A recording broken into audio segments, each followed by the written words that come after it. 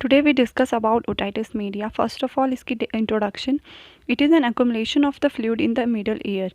इसमें क्या होता है कि एक्यूमुलेशन हो जाती है मिडल ईयर में फ्लूइड की, और इसमें जिसकी वजह से इन्फेक्शन और इन्फ्लामेशन हो जाती है मिडल ईयर की. और ये मोस्ट कॉमन होती है, मोस्ट कॉमन पीडियाट्रिक प्रॉब्लम है. मोस्ट कॉमन ये चिल्ड्रन जो होते हैं उनमें ये डिजीज़ कंडीशन ज़्यादा होती है, क्योंकि उनकी जो ओस्टेशन ट्यूब होती है वो प्रॉपर डेवलप नहीं हो पाई होती है उस टाइम. जो इन्फेंट होते हैं उनकी ट्यूब बहुत छोटी होती है, जिसकी वजह से उनको ये डिजीज़ कंडीशन बार बार होती है.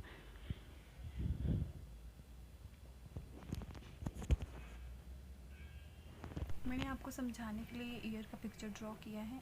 इसमें ये हमारा आउटर ईयर है, ये हमारे जो टिम्पैनिक मेम्ब्रेन है मिडल ईयर का पार्ट है, ये हमारा इनर ईयर है, और ये हमारे एस्टेशन ट्यूब है. तो मैंने इसमें जस्ट कुछ जो इनके नेम्स है वही लिखे हैं, ज़्यादा डीपली मैं इसमें नहीं गई हूँ. तो मैं अब आपको बताऊंगी कि ये डिजीज़ कंडीशन बच्चों में ज़्यादा क्यों होती है. तो ये बच्चों में ये डिजीज़ कंडीशन मोस्ट कॉमन इसलिए है क्योंकि ये जो हमारा मिडल ईयर का पार्ट है टिम्पैनिक मेम्ब्रेन, मोस्टली क्या होता है ये एयर के साथ फिल्ड होता है. मतलब इसमें सिर्फ एयर ही फिल होती है, बट कभी कभी क्या होता है इसमें कोई फ्लूइड या फिर कोई म्यूकस यहाँ पे एकमलेट हो जाता है, जिसकी वजह से जो उसमें पैथोजन की प्रेजेंस होती है. अगर कोई यहाँ पे फ्लूइड इकट्ठा हो रहा है जिसमें पैथोजेंस की प्रेजेंस है, तो वो क्या करेगा, डायरेक्ट ईयर का इन्फेक्शन जो है कॉज करेगा. ठीक है. तो नेक्स्ट ये जो हमारी है एस्टेशन ट्यूब, ये हमारी मिडल ईयर के साथ कनेक्टेड ट्यूब है. देखिए, तो ये जो ट्यूब है, ये ट्यूब जो नेज़ोफेरिक्स है, जो हमारा नोज़ होता है, नोज़ के बिहाइंड में जो एरिया होता है नेज़ोफेरिक्स, वहाँ पे जाके ये जो ट्यूब है वो कनेक्ट होती है. ये जो ट्यूब है वहाँ पे जाके कनेक्ट होती है और वहाँ पे इसकी ओपनिंग होती है. तो इसका जो मेन फंक्शन है वो होता है कि जो भी यहाँ पे फ्लूइड एकमुलेट हुआ है उसको यहाँ से ड्रेन आउट करना है नेज़ोफेरिक्स में, जहाँ से इसकी ओपनिंग है वहाँ से जो है इस फ्लूइड को ड्रेन आउट करना जो है इसका फंक्शन होता है. ये क्या होती है, एक थिन ट्यूब होती है. तो चिल्ड्रंस में ये मोस्ट कॉमन प्रॉब्लम इसलिए है क्योंकि जो उनकी ट्यूब, जो ये स्टेशन ट्यूब है वो प्रॉपर जो है डेवलप नहीं हुई होती है, इन्फेंट की होती है, जैसे प्रॉपर डेवलप नहीं हुई होती है, उसमें वो अनमेच्योर होती है, वो मेच्योर प्रॉपर नहीं हुई होती है, जिसकी वजह से ये डिजीज़ कंडीशन उन बच्चों को ज़्यादा होती है. तो फिर अगर इसमें कोई इन्फ्लामेशन है या इसमें कोई ब्लॉकेज हो रही है, तो उसकी वजह से जो यहाँ पे फ्लूइड है इकट्ठा हुआ है वो यहीं पे रिटेन रह जाएगा. अगर वो यहाँ पे रिटेन रहता है तो वो फ्लूइड क्या करेगा कि वो year Next, we infection discuss को about कॉज करेगा. definition. Otitis media is an inflammation of the middle ear or infection of the middle ear caused by the entrance of pathogenic organism. इसमें क्या होता है कि इसमें जो मिडल ईयर है उसमें इन्फ्लामेशन हो जाती है, इन्फेक्शन हो जाता है. जब कोई फॉरेन ऑर्गेनिज्म ईयर में एंटर करता है तो वो वहाँ पे इन्फेक्शन कॉज करता है, जिसकी वजह से क्या होता है कि वहाँ पे इन्फ्लामेशन हो जाती है और इन्फेक्शन हो जाता है, जो ये डिजीज़ कंडीशन ओटाइटिस मीडिया है उसको कॉज करता है. Next we discuss about classification और types. There are two types, acute otitis media and chronic otitis media.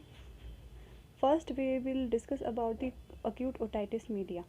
जो acute otitis media होता है वो शॉर्ट टाइम ऑफ पीरियड के लिए होता है. उसमें acute इन्फेक्शन होता है ईयर का, और जो इसमें क्या होता है कि जो शॉर्ट टाइम ऑफ पीरियड के लिए होगा, और जो इसमें ये जो मोर देन, ये क्या होता है कि लेस देन 6 वीक्स तक रहता है, और जो क्रॉनिक होता है वो मोर देन 6 वीक्स तक रहता है.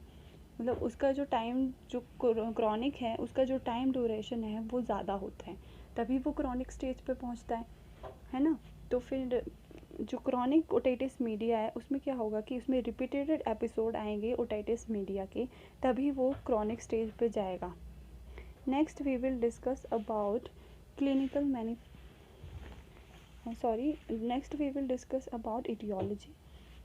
तो बैक्टीरियल इन्फेक्शन की वजह से हो सकता है, जैसे कोई हीमोफीलिया इन्फ्लुएंजा या स्ट्रेप्टोकोकस निमोनिया बैक्टीरिया है, जिसकी वजह से ये डिजीज़ कंडीशन पेशेंट को हो सकती है.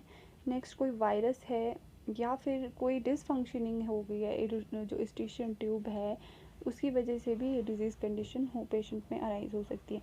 मतलब डिसफंक्शनिंग मतलब कि अगर जो स्ट्रिशियन ट्यूब है उसका साइज़ स्मॉल है या थिन है, या उसमें कोई इन्फ्लामेशन हो गई हो, या फिर जो स्ट्रिशियन ट्यूब है उसमें कोई ब्लॉकेज हो गई है, जिसकी वजह से क्या हो रहा है कि वहाँ से जो फ्लूइड है वो ड्रेन आउट नहीं हो पा रहा है, जिसकी वजह से ये डिजीज़ कंडीशन पेशेंट में अराइज़ हो रही है। Next we will discuss about clinical manifestation.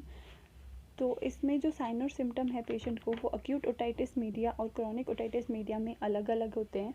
तो अक्यूट ओटाइटिस मीडिया में पेशेंट को पेन होती है, एनोरेक्सिया, लॉस ऑफ एपेटाइट होता है, पेशेंट को इरिटेशन हो सकती है, हियरिंग लॉस हो सकता है, पेशेंट को फीवर हो सकता है, और पेशेंट को हेडेक, नॉजिया, वॉमिटिंग हो सकता है।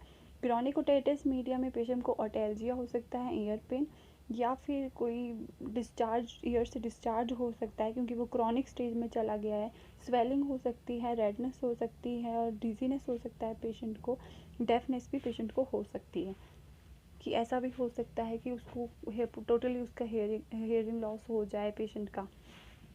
तो next we will discuss about treatment. तो सबसे पहले हम इसमें मेडिकल ट्रीटमेंट जो है पेशेंट को देंगे।